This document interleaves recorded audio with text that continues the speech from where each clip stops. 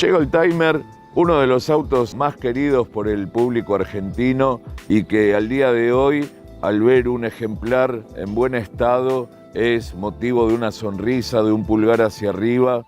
de esos autos que fueron el auto típicamente familiar, el auto que sentó raíces profundas, ya que se trataba en su momento de un auto moderno a nivel diseño. Recordemos que el auto tiene una historia peculiar, ya que se lanzaba por el año 1971 de la mano de Chrysler Argentina, un auto derivado del Hillman Avenger inglés, y llamó poderosamente la atención, ya que combinaba un diseño atractivo con esa cola caída, si se quiere tipo fastback, apuntado directamente a lo que era el uso familiar y que sin dudas la gente lo interpretó rápidamente. El tipo de vehículo que uno a los fines de semana podía ver a su dueño con la cajita de herramientas, haciéndole algún mantenimiento, ya que eran esos autos que admitían estar ahí encima, tocando el carburador, el distribuidor, haciéndole una puesta a punto, ya que el motor era sin dudas de una simpleza realmente admirable. Después tracción trasera, y que eso lo hacía aún más sencillo, ya que como sabemos, al tener tracción trasera, el mantenimiento de todo lo que es el eje posterior es como que prácticamente no lleva mantenimiento y eso lo hacía aún más confiable. El auto fue transitando la década del 70 de una manera realmente airosa, bien. Después iban a llegar las versiones también deportivas, en un primer momento GT90, GT100 posteriormente. Como dijimos, iba a ir evolucionando, llegaría la versión de motor 1800, con algunos caballos más que el 1500, pero que sin dudas le venía bien, ya que el periodismo especializado siempre hablaba de una prestación, si se quiere, limitada, pero el auto tampoco es que mentía al momento de que uno iba al concesionario y escuchaba el speech de venta o veía los catálogos. El auto nunca ofreció lo que no estaba en condiciones de entregar y lo que era prestaciones y demás no era el punto fuerte del 1500, pero con el 1800 siempre se ganaba algún plus en lo que era prestación y demás. Chrysler, ya con unos problemas, convengamos que Chrysler ya venía padeciendo problemas financieros en lo que era su casa matriz de Estados Unidos y Chrysler tenía el inconveniente de que su casa matriz no podía ayudarla en lo que era renovar su plantilla de modelos. Después del año 74 con el Rodrigazo es que pasaron a tener ventas muy bajas y el 1500 pasó a ser el caballito de batalla sin dudas que se iba a encargar de mantener la estructura de Chrysler prácticamente. Y es así que para 1978 iba a llegar el restyling. Es así que con el restyling el auto sin dudas tiene un golpe de frescura, el auto le cae muy bien, su nueva plancha de a bordo, su nueva trompa, su nueva cola. Mecánicamente no se tocaba nada, obviamente ya le habían sacado el carburador horizontal, pasaba a tener el carburador vertical que lo hacía aún más simple.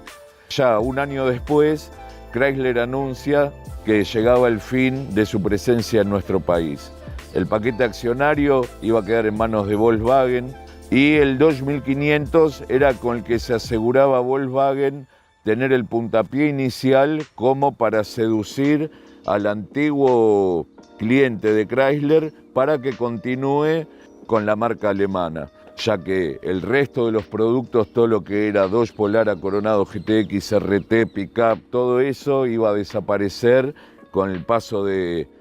un año de tiempo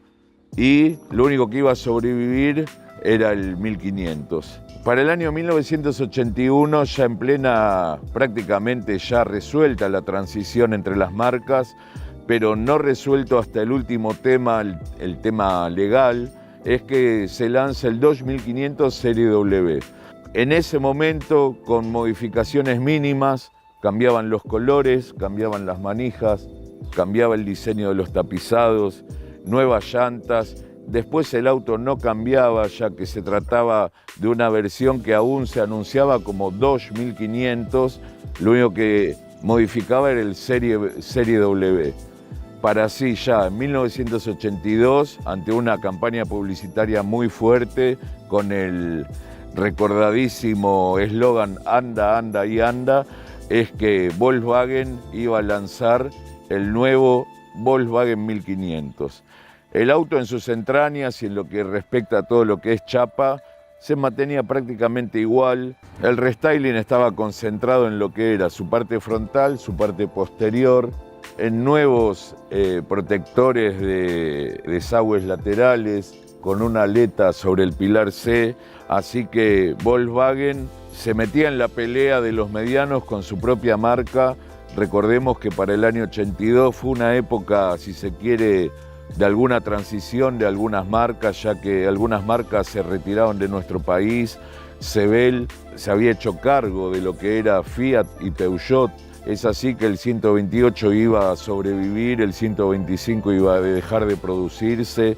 En lo que era Peugeot, el 404 también se iba a discontinuar, iba a quedar solo el 504 con la llegada del 505 en un escalón superior. Y es así que en medio de tanto movimiento es que Volkswagen trataba de, con un producto ya afianzado, que ya tenía buena reputación, que su público sabía de qué se trataba, todo estaba igual que en la línea Dodge, solo se le había hecho un cambio estético.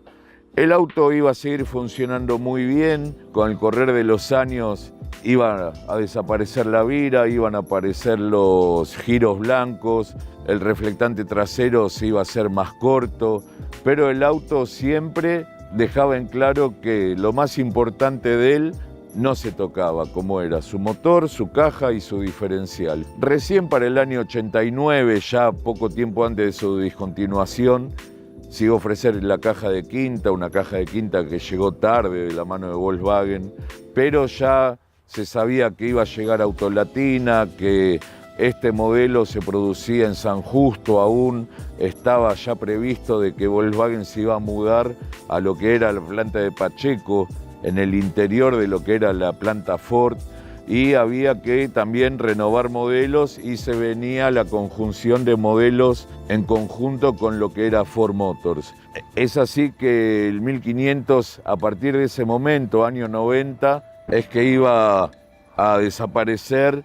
pero sin dudas dejó un espacio, tenía su público, un auto que a partir del año 78, con la renovación de lo que era el parque de los taxímetros de la ciudad de Buenos Aires, se empezó a ver y mucho como taxi, y siempre el auto con su carta ganadora de lo que era su simpleza. En lo que refiere al diseño, la carrocería se iba a mantener intacta, parante con parabrisa de buen tamaño, la rejilla respectiva que se encargaba de tomar el agua que podía caer del techo y el aire para la ventilación interna, el capot que luego iba a perder esa nervadura central, esos pequeños detalles que le imponía la marca, pero que realmente si uno no era demasiado detallista no se daba cuenta, una antena que modificaba frente a la que ofrecía la línea Chrysler, y ya la trompa sí, es donde se iba a ver el gran cambio,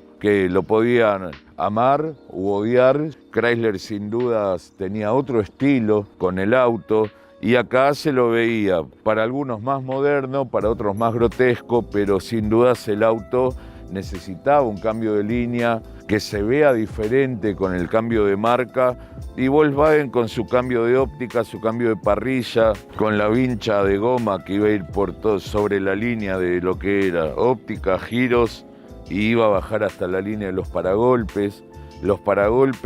en plástico, resina, hasta acá con esa vira cromada que lo realzaba, la patente con un lugar específico para su alojamiento. Es también digno de resaltar que el auto mantiene todo lo que son sus vidrios originales,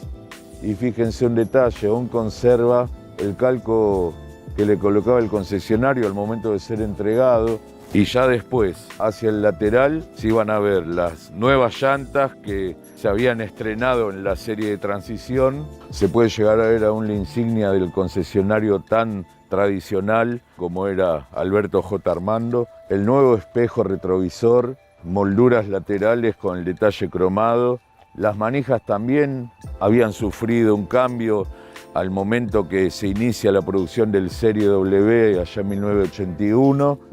Todo lo que es los marcos de puerta pilar B negro junto con el nuevo protector de lo que era la canaleta lateral, con la parte, si se quiere, trasera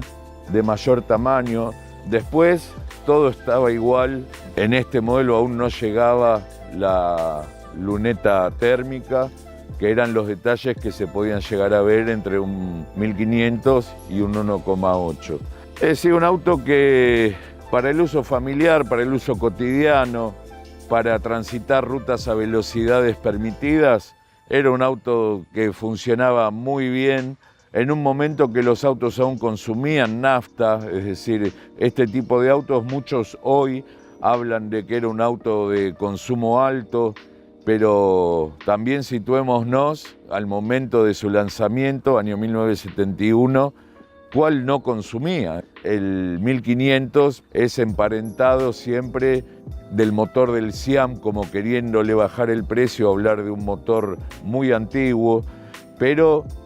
los mecánicos lo elegían, lo recomendaban. El auto iba a tener realmente un costo operativo bajo, ya que no requería de cambios de correas ni nada de eso. Así que bueno, como dijimos y sostenemos siempre, cada auto para cada cliente.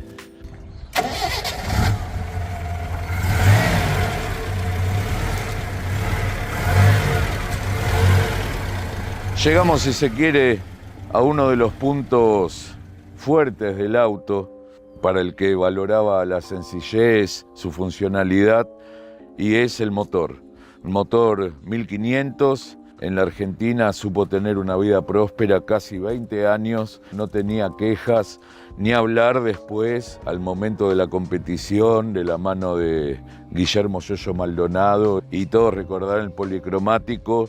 y que en sus entrañas tenía el 1500, evidentemente con una preparación especial, pero que a la hora de tratar de sacarle rendimiento se podía. Un vano amplio, un vano que no cambió desde el primer momento, su radiador, paleta, bomba de agua. Acá no había zonas inaccesibles, realmente el distribuidor, bobina, encendido, arranque, carburador, todo al alcance de la mano, que es lo que hablábamos antes, que era muy fácil de ver los fines de semana, cómo sus dueños le hacían pequeñas intervenciones, ya que era un auto que no tenía secretos. Quizá para el que valora la originalidad, verá que este cobertor de batería que tiene, pero nos decía su dueño que al momento de hacer la BTV de clásicos le solicitaron que la batería estuviera a resguardo, y es así que se lo colocó,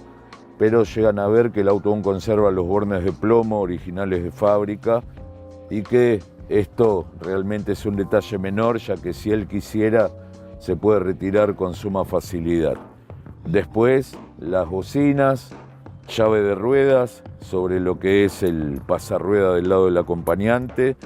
el reservorio de los lavaparabrisas, servofreno con doble circuito, las puntas de los amortiguadores, y aún desde acá se llega a ver la cremallera de dirección, que a la hora de tener que hacer un trabajo sobre lo que fuera el manchón de dirección y demás, se puede hacer sin ningún tipo de inconvenientes. El auto no venía provisto de filtro acústico, la fusilera sobre el parallamas, el sistema de ahorro de combustible que en la línea Chrysler iba a venir montado sobre lo que eran los lomos de los guardabarros. Volkswagen lo había pasado a que sea parte de las luces testigo del instrumental, chapa BIN del lado del acompañante. Después, en lo que refiere al motor, en lo que son sus especificaciones, en este caso el 1500, 72 caballos a 5.400 revoluciones por minuto, con un torque de 120 Nm, Motor delantero longitudinal,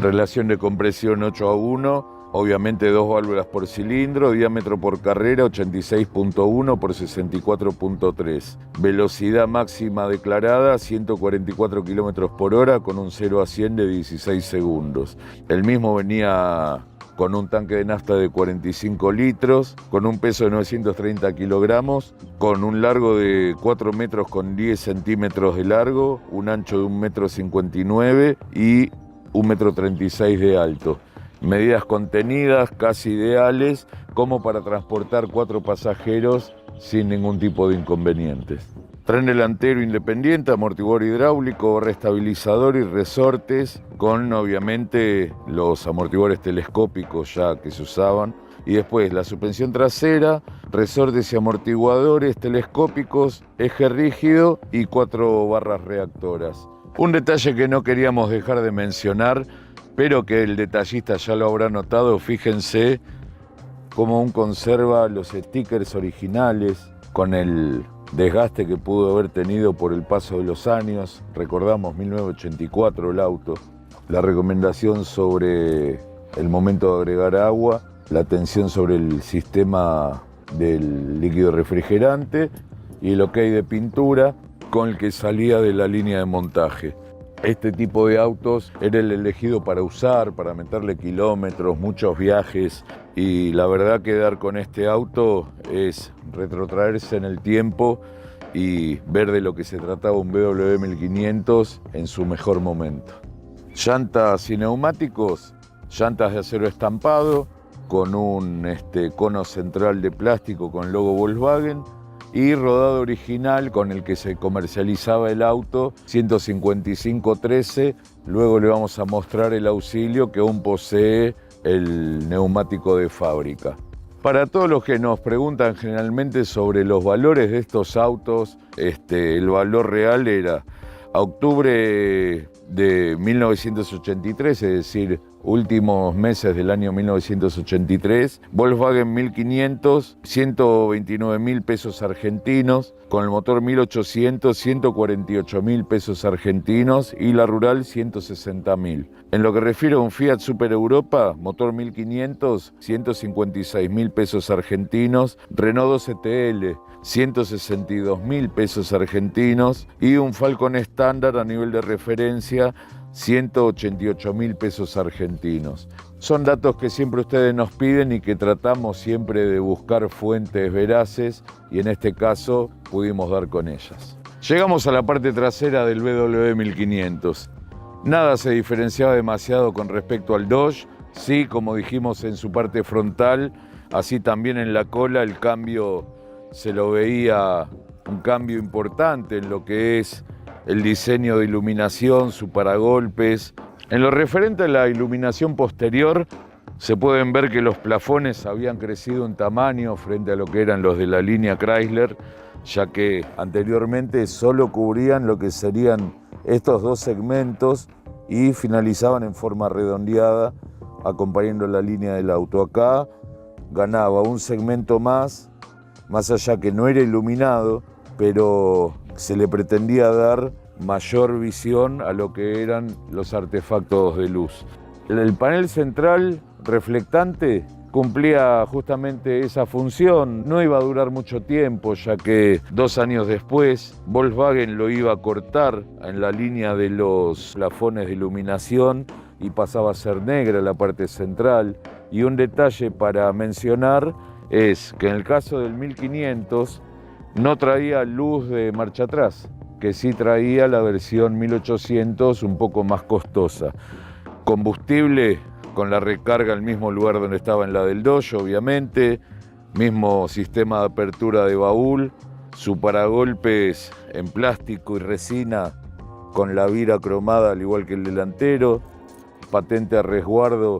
sobre el panel de cola, con la iluminación montada sobre el paragolpes, su caño de escape visible con el espacio para que asomara sin problemas, el gancho de remolque por debajo del paragolpes, después insignias sobre lo que es el reflectante superior, BMW 1500, concesionario Armando, que lo mencionamos anteriormente, el baúl se abría únicamente con la llave.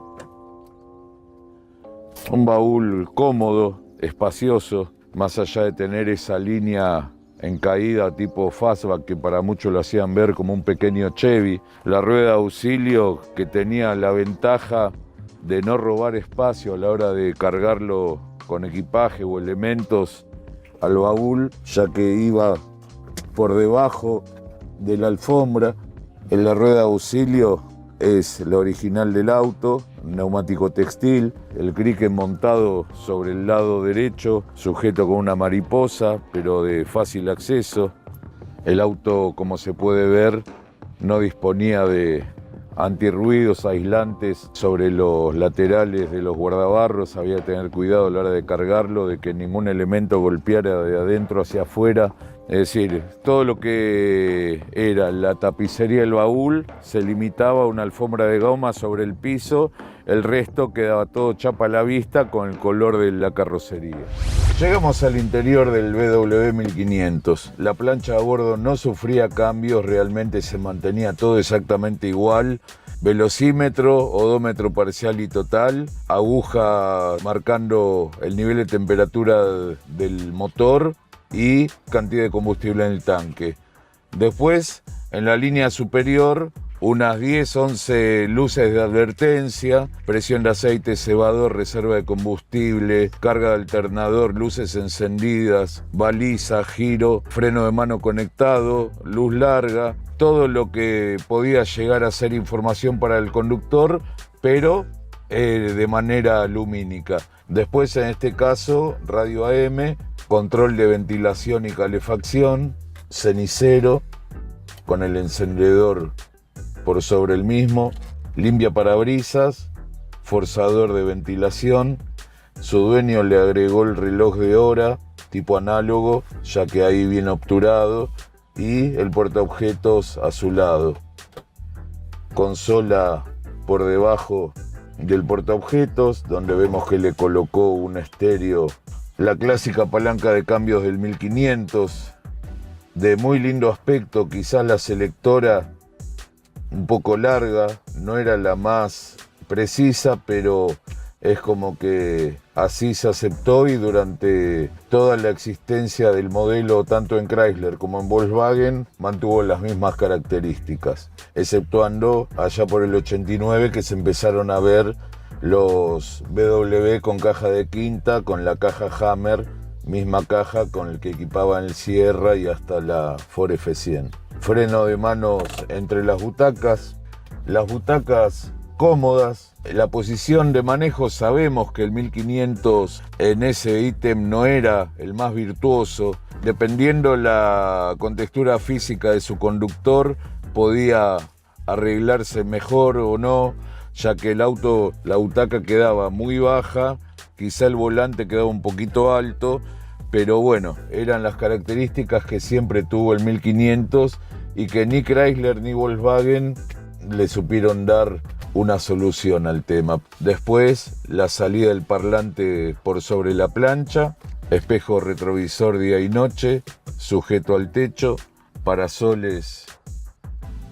bicolor, oscuros de la parte interna como para no cansar la vista de su conductor en viajes largos, espejito de cortesía al lado del acompañante, tapizado de techo vieja escuela, con el fieltro que se llega a notar por debajo del mismo, parantes tapizados, al igual que las puertas completamente cubiertas, no dejaban ver el color de la carrocería, alfombras tipo buclé, ya tipo bien industrial de pelo corto, revistero por debajo de la plancha o portaobjetos también, y después todo lo que concerniente a la llave de ignición, la llave que traía la línea 2 también con la traba que hacía que si uno no movía el interruptor la llave no salía. El volante, mismo volante del 1500, solo cambiaba el logo central con el característico logo de Volkswagen, y después sobre el lado izquierdo luz de giro y el cambio de luz alta y baja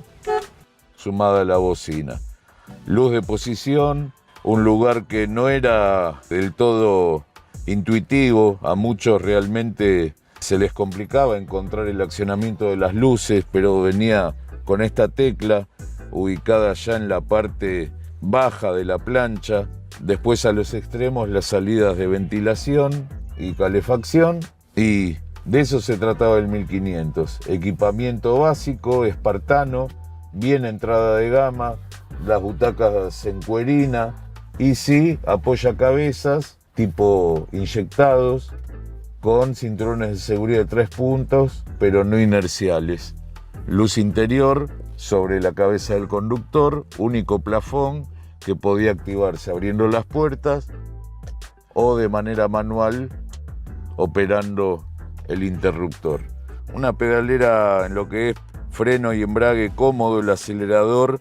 hacía que el pie tuviera que ir bastante elevado y con la pierna apoyada sobre la consola, que en viajes largos, dependiendo, como decimos siempre, la contextura física, podía ser cansador o no. Y la apertura de capot interna, tapizado de puerta completo, eso estaba bueno, no dejaba ver el color de la carrocería y le daba otro toque de terminación. Manija de apertura de puerta, manija alzacristal, apoyabrazos inyectado y el clásico pestillo corredizo que también heredaba de la línea Chrysler, que lo hacía diferente al clásico botón que uno subía o bajaba. Acá era de manera corrediza, que complicaba a la hora que si uno se olvidaba las llaves en el interior del auto, para abrirlo desde afuera era bastante difícil. El ventilete, que lo había perdido también con el restyling del año 78 y hacía que tuviera un vidrio más amplio, y si bien el ventilete le daba una posibilidad mayor de ventilación, el vidrio grande le daba un toque más de modernidad. Bueno, en lo referente a las plazas traseras, un auto que sin dudas lo ideal era para 4 ocupantes. Los pasajeros que iban atrás, si no medían más de 1,80 m, 1,78 m, iban a ir cómodos, ya que el techo, como se ve, empieza a bajar y ya con mayor altura podía haber un roce de la cabeza contra el mismo. Después, las butacas, yendo cómodos los que iban adelante, atrás quedaba un espacio como para ir